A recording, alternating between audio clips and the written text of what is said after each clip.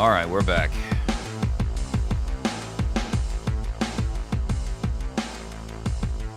America, I'm flabbergasted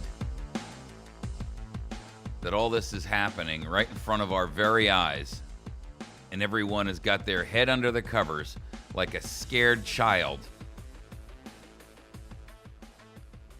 You know that noise you were afraid of underneath your bed when you were a kid? There really was a boogeyman.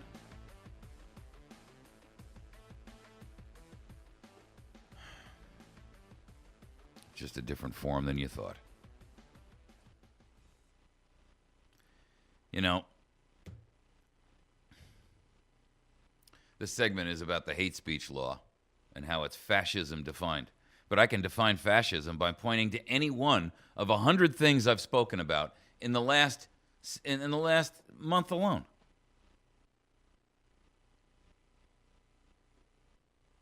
I mean, you know, the IRS targeting Americans over their political ideas. Is that not fascism? I mean, how else would you define that? Lois Lerner came out yesterday and said, through her attorney, because she doesn't dare come and speak in front of the panel directly herself, a final plea. Holding her in contempt would be un-American. Really? Un-American? Wasn't it un-American, Lois, for you to, with malice and knowledge and malice of forethought, to actively go after people because it suited a political agenda, an ideological agenda? You didn't care whether those people were hurt financially. You didn't care whether or not they were hurt and placed in prisons. You didn't care whether or not it injured their own hopes and dreams and aspirations and desires. You didn't care about any of that. You cared about meeting some political goal you had, imposing your viewpoint of the world on the rest of us at the point of a gun. Ladies and gentlemen, you can't get less un-American than that. You can't get less un-American than Bernie Sanders, Vermont, independent he calls himself. He's an avowed socialist. And he came out the other day, and he said, in my view, no single financial institution should be so large that its failure would cause catastrophic risk to millions of American jobs or to a nation's economic well-being. No single financial institution should have holdings so extensive that its failure could send the world economy into crisis. And perhaps most importantly, no institution in America should be above the law. He just defined and drew you a handwritten, a custom graphic of the Federal Reserve. $7 trillion balance sheet they have no hope of repaying. Is that not so large that its failure would cause catastrophic risk to millions of American jobs or the nation's economic well-being? Is that not a single financial institution whose holdings are so extensive that its failure could send the world economy into crisis? Is that not an institution in America that is above the law? You want treason, you want police state, you want examples, I can show them to you all day long.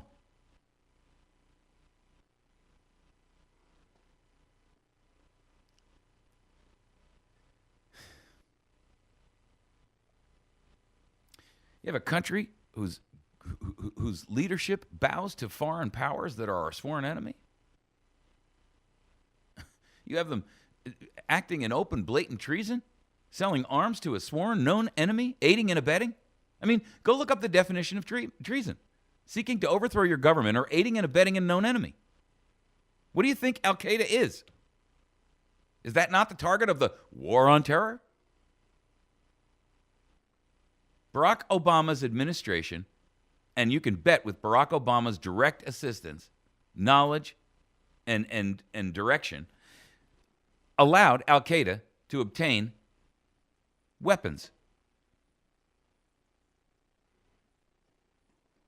How else do you define aiding and abetting? I mean, aiding and abetting a known fugitive, right? Let's assume for argument's sake that you helped someone who you knew was a fugitive. For whatever reason they're running, kidnapping, murder, bank robbery, makes no difference. There's a level of culpability that goes along with that. You give them food because they're hungry. That's one level of guilt. You give them the keys to your vehicle. That's a different level of guilt. You help them by giving them money so that they can escape away. You've added another layer of guilt. But they lost their guns in the shootout with the cops, and so now you open up your gun safe and you add to that, you give them weapons, making them dangerous to the general public at large.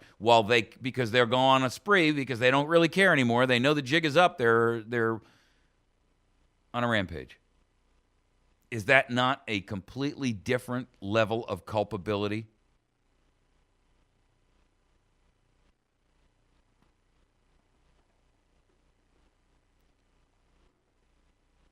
You got Ed Markey, this piece of trash, Democrat out of Massachusetts, and Hakeem Jeffries. And they've submitted a bill that radio... I mean, is this not designed to shut down something like this? Even the Huffington Post came out and said, it's a terrible idea. And the Huffington Post would be the last organization I would expect to see say that. But they did. Inside Radio has an article out there. And,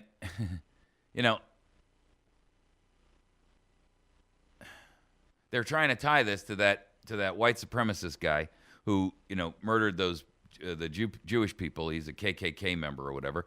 I mean, so they're going to take one example of one guy who runs amok, and they're going to institute this draconian surveillance monitoring system on radio and television and the free press, and insert government monitors and everything.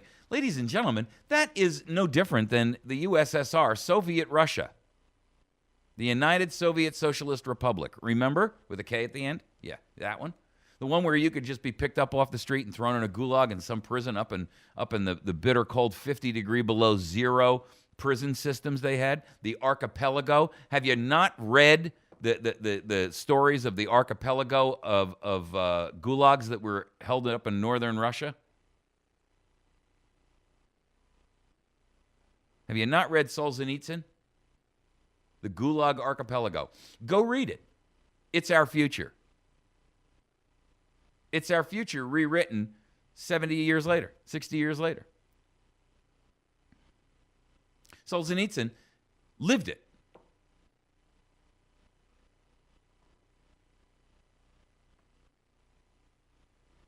They want to monitor what can be said on the radio under the rubric of hate speech.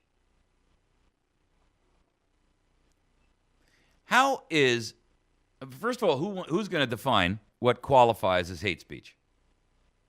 You mean the same people who are going to define belligerent act?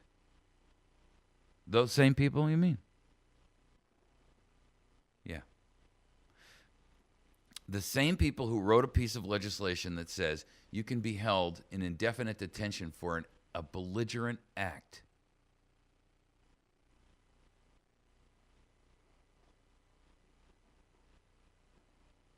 You're going to trust them to write what's determined and defined as hate speech?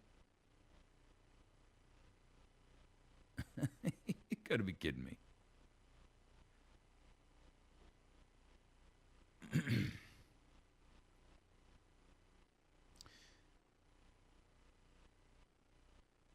The NTIA, which is the National Telecommunications and Information Administration, under this legislative piece of crap, it's called the Hate Crime Reporting Act of 2014.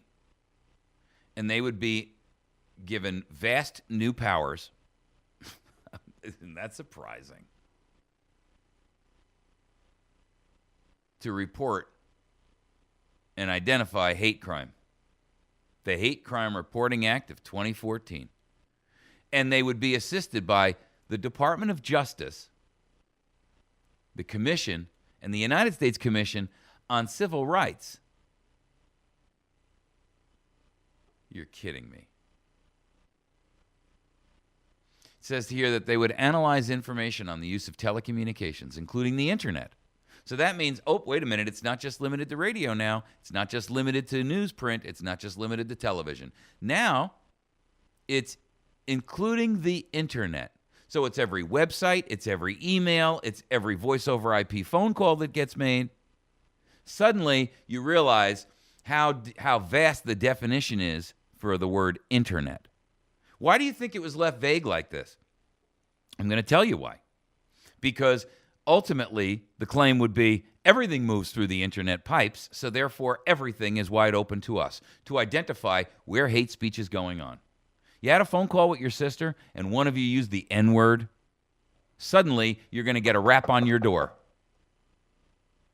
by the hate speech police, including the internet. This is their words, not mine. I'm reading right off the bill, ladies and gentlemen. Hate crime legislation bill. To analyze information on the use of telecommunications. That's your phone calls. Your phone calls. Your texts. So when you see these black guys who text each other A-N, with the A at the end, will that be construed as hate speech or no, because they're both black? So who's going to define that?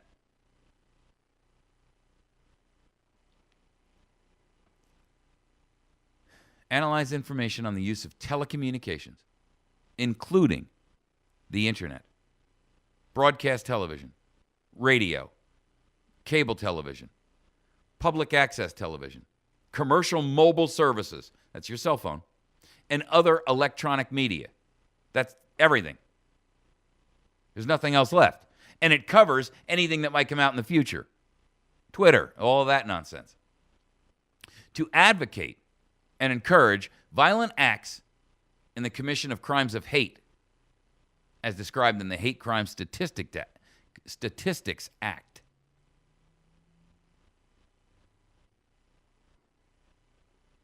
You see, ladies and gentlemen, just the submission of this piece of legislation is an act of treason. It's a clear violation of your First Amendment right to free speech. It's a clear violation of your right to think as you choose, no matter how abhorrent your thoughts may be to society. You have the right to think and speak anyway. Look, the old adage, you can't cry fire in a theater. That's where your free speech stops. But you know what? Shut up, punk.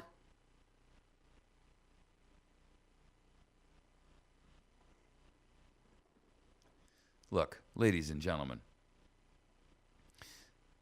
the proof is everywhere around you. This was an act of treason.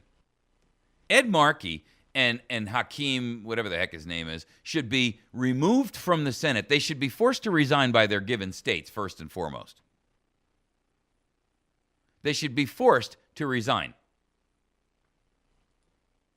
That's it. New York and Massachusetts ought to be up in arms. They ought to be going after these two with tar and feathers and handcuffs. Now, I guarantee you that under this bill, that would be construed as hate speech. Say again? You don't think so? Let me show you why you're wrong. The IRS just yanked the tax-exempt status of the Patrick Henry Center for saying a lot less. Don't you get it?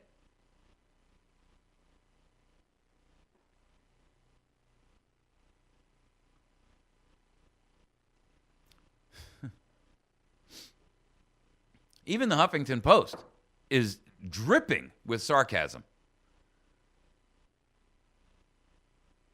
Government should stay as far away from broadcast content as possible, they say. And who will define hate speech? Hate speech can be anything you disagree with. It can be speech directed at a person who is offended. There is no asterisk in the Constitution that says, quote, except for hate speech, end quote. Oh, and how are they going to analyze media outlets? Using what metric? says, tying their bill to this week's alleged white supremacist shooting in Kansas, Markey says, quote, it is critical to ensure the internet, television, and radio are not encouraging hate crimes or hate speech. He brushes aside expected First Amendment arguments, saying criminal and hateful activity aren't covered by the Constitution. Since when? And who the hell is Ed Markey to make that determination for the rest of us? He's one out of 315 million. Talk about the tail wagging the dog. First of all, find me anything that establishes that this white supremacist shooting in Kansas had anything to do with the internet or radio or television or print or any other media. It's not, you see, it's all a chimera. You ever look across a really dry creek bed or a lake and you see that thing in the where the mirage that you get from heat? That's called a chimera. It's a false vision.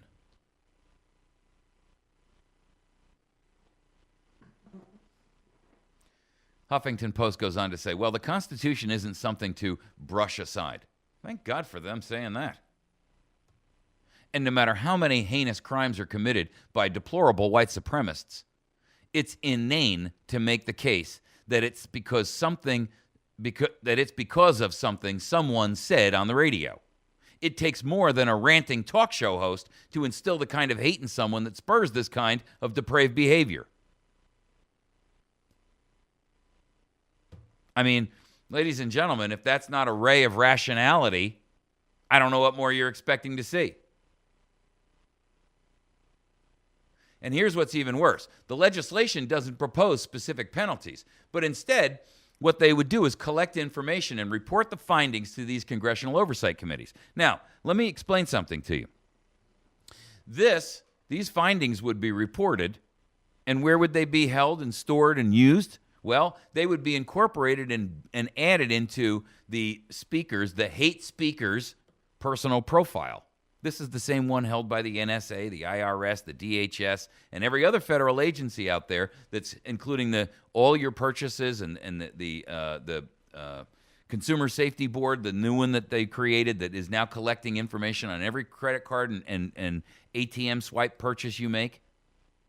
Every bank account record you have, every dollar that goes in and dollar that comes out, they're monitoring and tracking. They're storing it all and putting it in a file, in a hard drive that the NSA has built just for you. They say, by their own admission, and this is going back a year and a half ago, that they can store everything about you and your life, all of your phone calls, all your internet searches, anything and everything about you, all the email that you send, all the stuff that you write, all the stuff that you submit, all the stuff you buy and sell. Every tax record on you, every one of your health records. They can store it all for $300 per citizen. Do the math, ladies and gentlemen. $300 per citizen times 300 million Americans is what? A couple of $1 billion.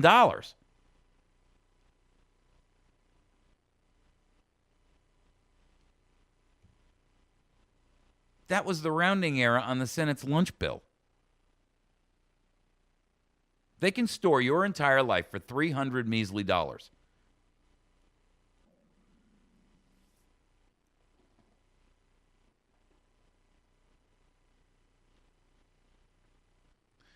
article goes on to say, just what we need.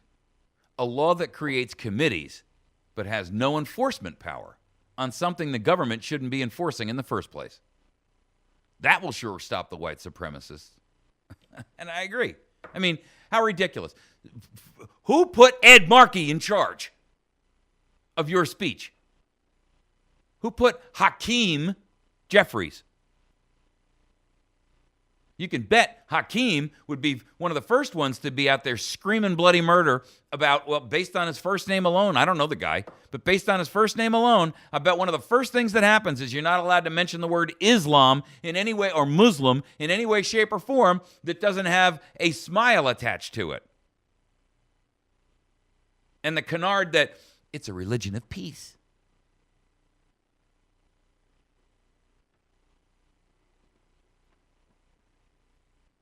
So Is this the workings and the rantings of two individual crackpots up there? No. There are 29 co-sponsors. 29.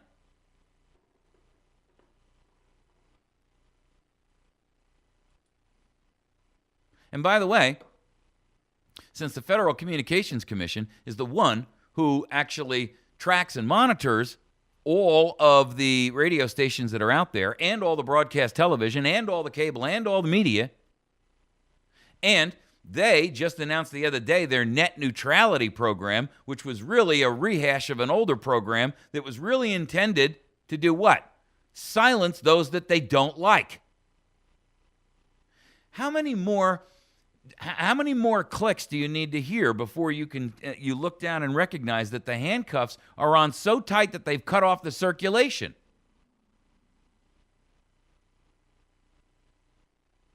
I mean, it's just absurd to me. The entire country is standing around acting as if, it's all going to get better. They're going to get over this like it's the flu. And in 3 or 4 days, everybody's going to feel better and we'll all be back to normal. Don't you get it? This is the new normal. It's not the flu. It's a terminal illness. And there's no recovery.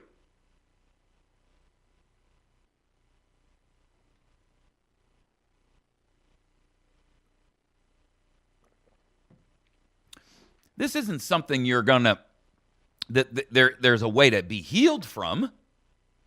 This is a mental illness that has no known cure, no known cause, and makes the individual who is the victim of it homicidal and suicidal, politically speaking.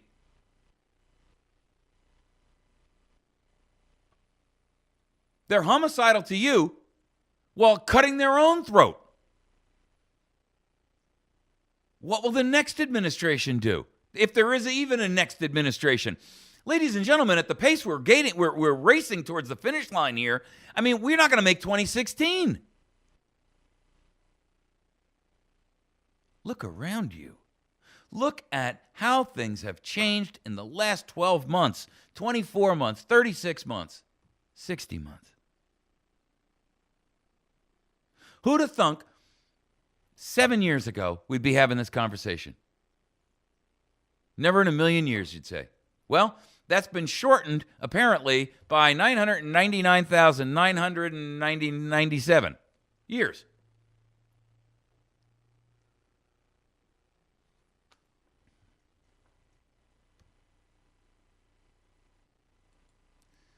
This is not a function of the rule of law. This is the rule of tyrants. It's not even the rule of men. It's the rule of tyrants. Tyranny has come to our shores. It is living among us. It looks like us. It dresses like us. It walks like us. It talks like us. It is a demon in disguise. And while you are walking around with your blinders on, pretending that it's all going to get better and somebody's going to come up with a magic pill that's going to solve the problem, the nation is burning down.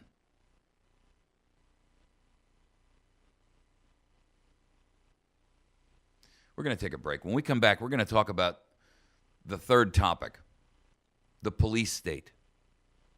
The police state. I'm calling it what it is, and you should be too. SCOTUS has just green-lighted a coming purge. And I mean that in its most literal sense. The Republic is dead. Long live the Republic. With a K.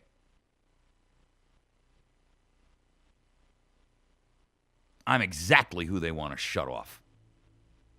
That's what this is all about. Silencing critics, silencing educators, silencing people who are willing to speak out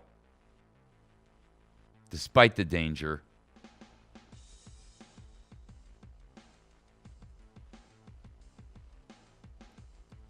They can't afford. Look, pretense. Oh, my gosh. All right. You can write to me about this or any other topic we do. Mike at americasvoicenow.org. We'll be back in just a minute.